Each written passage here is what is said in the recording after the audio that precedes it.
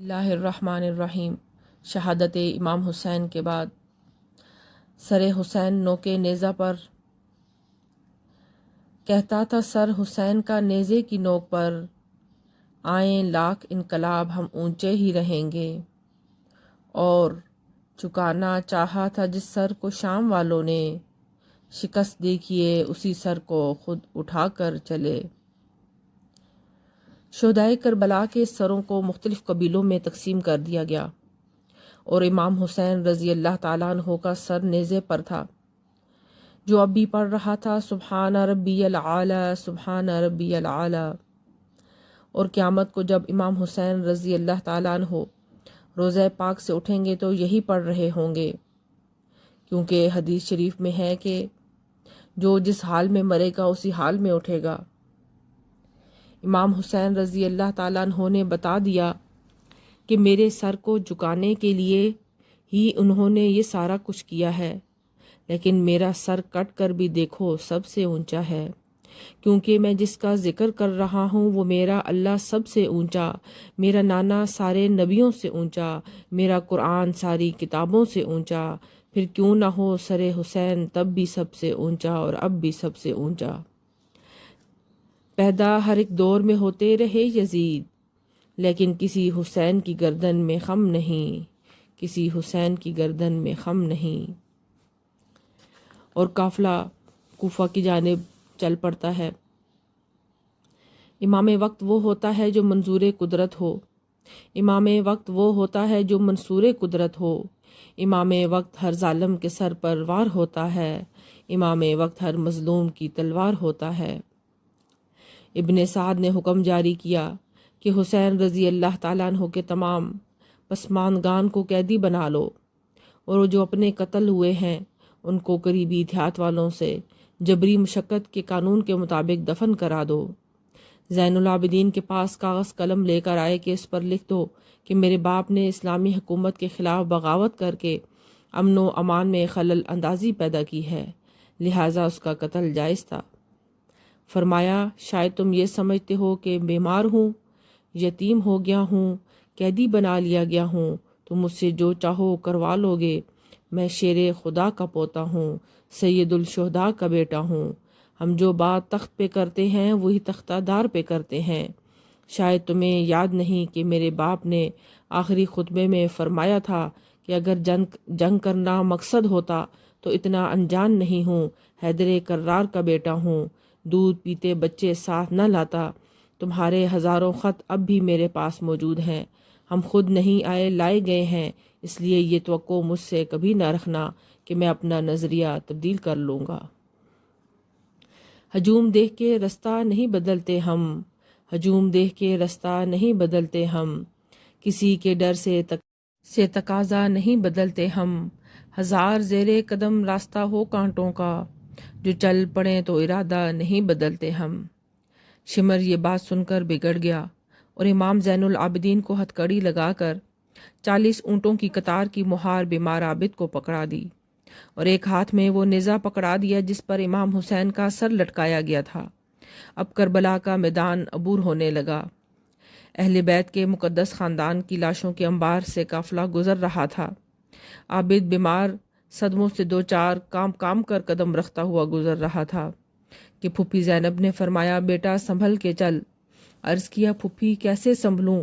اوپر دیکھتا ہوں تو باپ کا سر نظر آتا ہے، نیچے دیکھتا ہوں تو بھائیوں کے دھڑ نظر آتے ہیں، پیچھے دیکھتا ہوں تو اونٹوں پر سوار وارث بیبیاں ہیں، اور وہ بھی قیدی لوگوں کے بچے گل و گلزار میں چلتے ہیں، اور عابد بیمار لاشوں کے انبار میں چلتا ہے۔ حضرت بی بی زینب رضی اللہ تعالی عنہا نے فرمایا، بیٹا یہ وقت اپنے دکھ سنانے کا نہیں، میرے دل میں بھی دکھوں کا ایک طوفان ہے۔ اے عابد، دین کے لیے یہ دکھ ہم نہیں اٹھائیں گے تو اور کون اٹھائے گا؟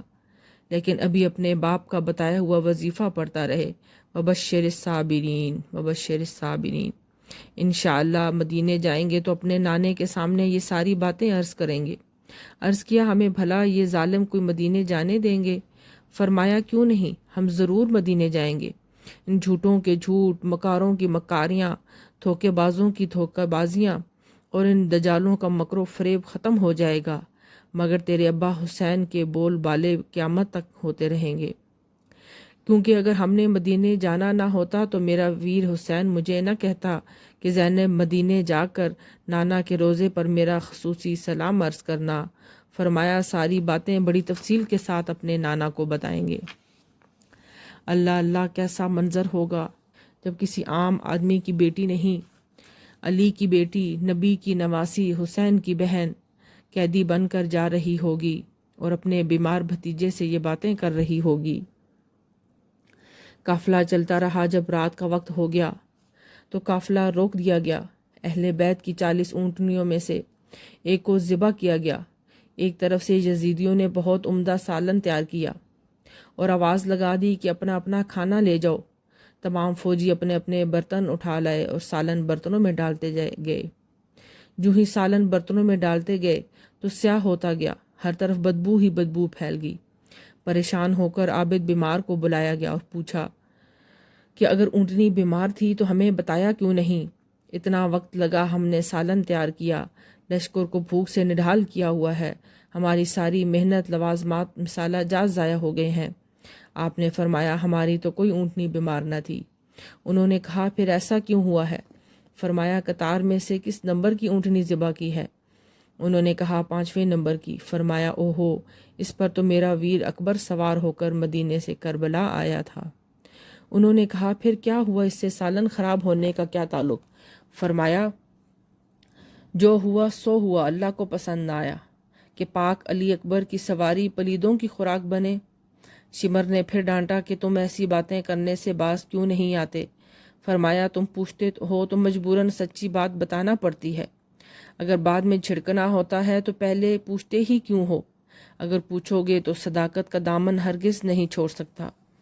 ہم زمانے کی روح میں بہنے والے نہیں، ہم تو زمانے کو اپنے ساتھ لے کر چلنے والے اور زمانے کے رخ بدلنے والے ہیں۔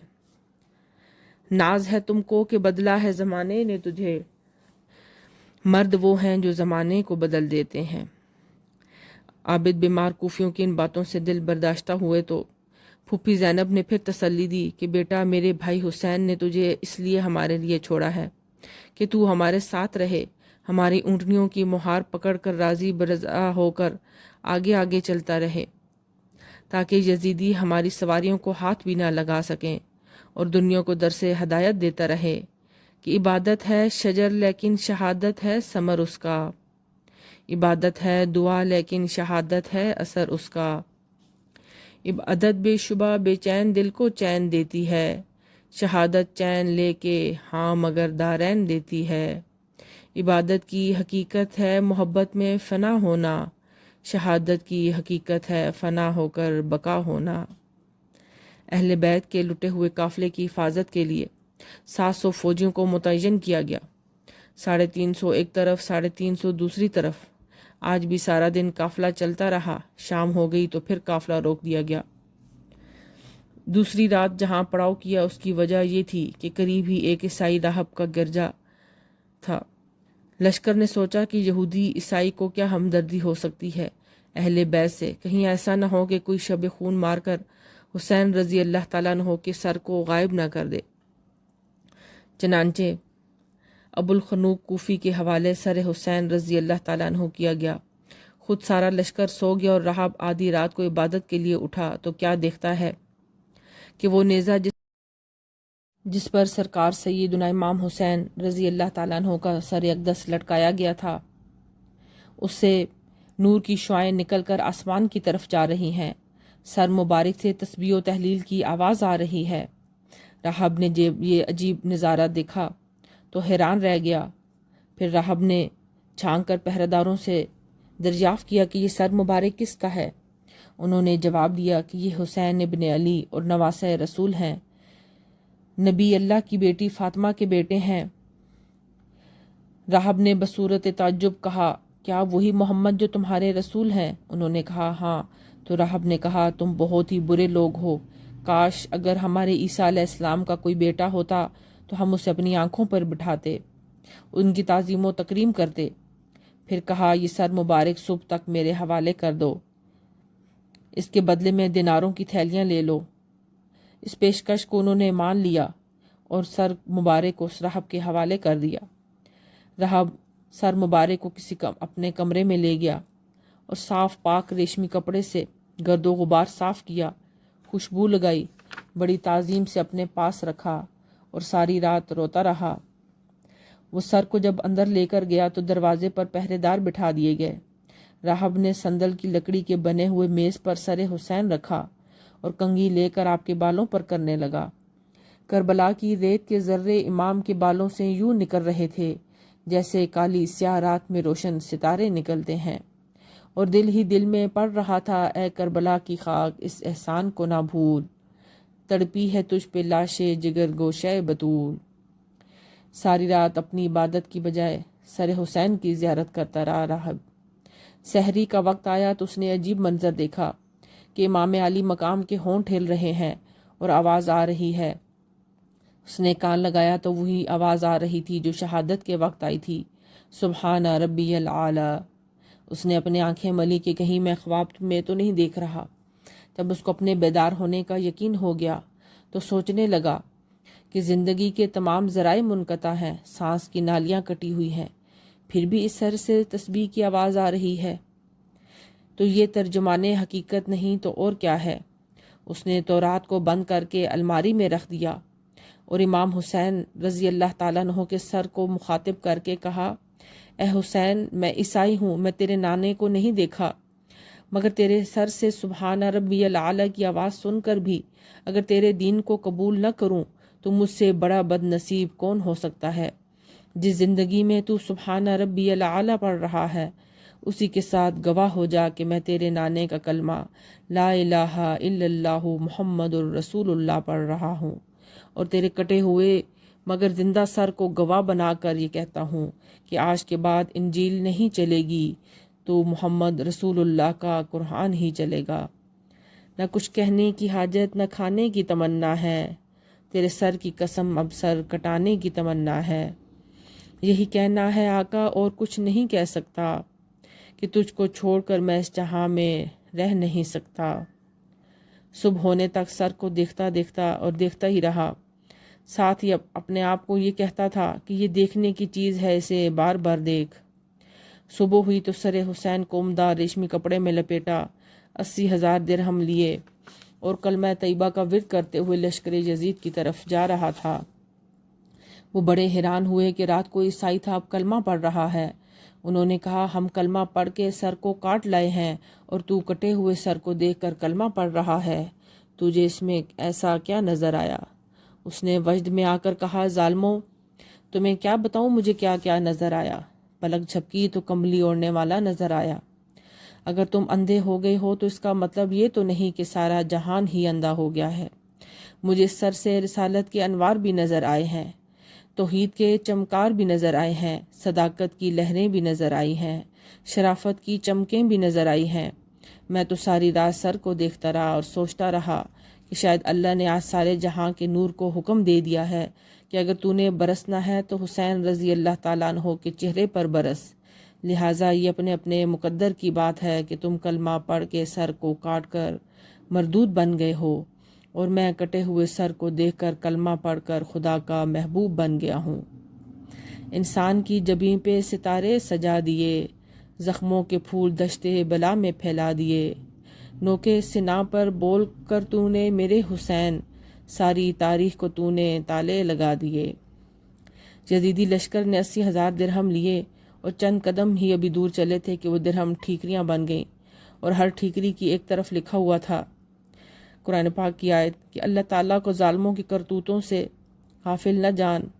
دوسری طرف سورۃ الشعراء کی آخری آیت لکھی ہوئی تھی، عنقریب ظالم جان لیں گے کہ ان کا ٹھکانہ کیا ہے۔ کرتی رہے گی پیش شہادت حسین کی، آزادی حیات کا سرمدی اصول۔ اور دیکھنے والے قافلے میں اس سید عالی وقار کے سر انور کو دیکھتے اور آنسوؤں کے نذرانے پیش کرنے کے ساتھ یہ بھی کہتے، سوار ہو کے وہ نیزے پہ سوئے شام گیا، محمد و علی جس سر کے بوسے لیتے رہے، محمد و علی جس سر کے بوسے لیتے رہے۔ اس کے بعد سر شبیر کوفے میں آتا ہے اور ابن زیاد قافلے کے ذریعے کوفے والوں کو سختی کے ساتھ یہ حکم نافذ کر دیتا ہے کہ تمام عورتیں اور مرد کوفے سے باہر نکل کر ہمارے لشکر کا استقبال کرو اور فتح کا جشن مناؤ، اور خبردار قیدیوں کی طرف کسی نے دیکھا بھی، یعنی وہ یہ سمجھ لیں کہ صرف یزید اور ابن زیاد ہی ہم سے ناراض نہیں، بلکہ سارا زمانہ ہی ہم سے منہ موڑے ہوئے ہے اور روٹھا ہوا ہے۔ حالانکہ یہ عام انسان نہیں، ساقی کوثر کے بیٹے تھے، یہ اپنے آقا رحمت عالم کی گودی میں لیٹے تھے۔ نہ چاہا اپنے پیاسوں کے سر پہ تیگ چلے، میرے ہوتے ہوئے انسانیت کا دم نکل جائے۔